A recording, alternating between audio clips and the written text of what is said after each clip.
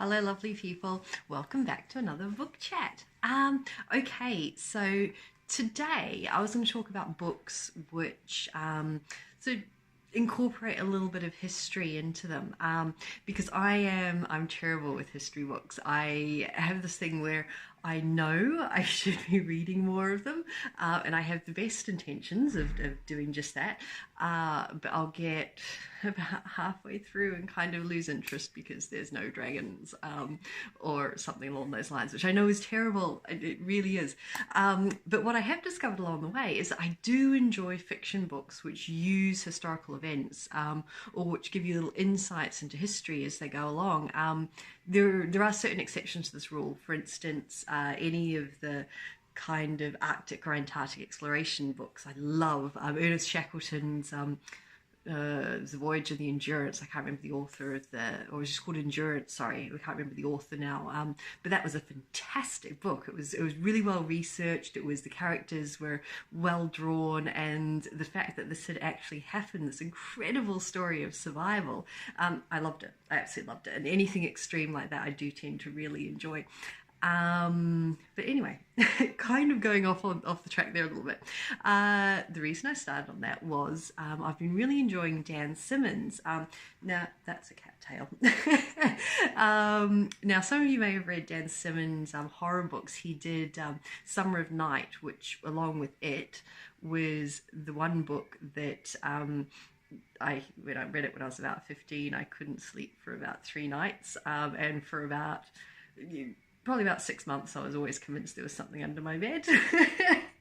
But Summer of Night, if you haven't read it, is absolutely fantastic.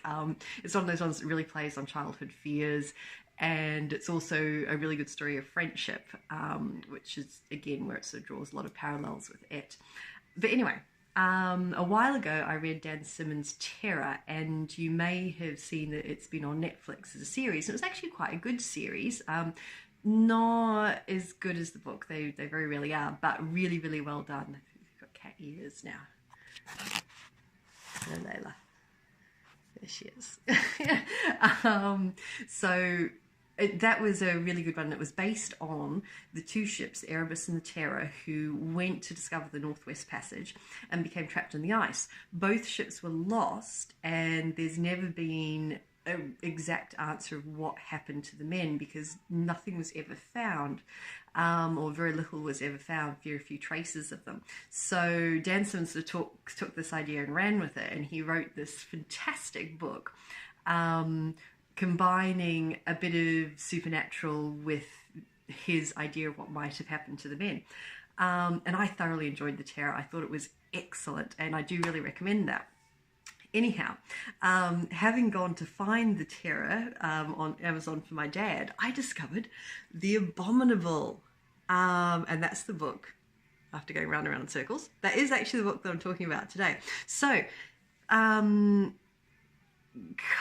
of in a similar way, he's taken, this time Dan Simmons is focused on Everest, and the book actually starts off, I had to sort of check and see which bit was fiction, which bit wasn't, because it starts off with Dan Simmons, meeting this man who was a mountaineer, and he'd spent time down in the Antarctic, but most notably, he had spent time up on Everest. And it was when George Mallory, vanished on Everest. And from this, Dan Simmons then weaves this whole tale of this mountaineer and what actually happened on Everest when they went to look for, not actually for Mallory, it was for someone else who was lost at the same time. And it's really good. There were certain things I didn't like about it. The book's presented as in, this is the story, the mountaineer's story, and he's given it in the form of journals to Dan Simmons. And it's presented as in, I haven't made any changes. And that can be really effective, but the problem was everything was told in first person present tense, but then it kept slipping, and sometimes it would be in past tense and sometimes it would be in present tense. And I find it, I don't tend to be great with first person or present tense anyway, so I was a bit okay.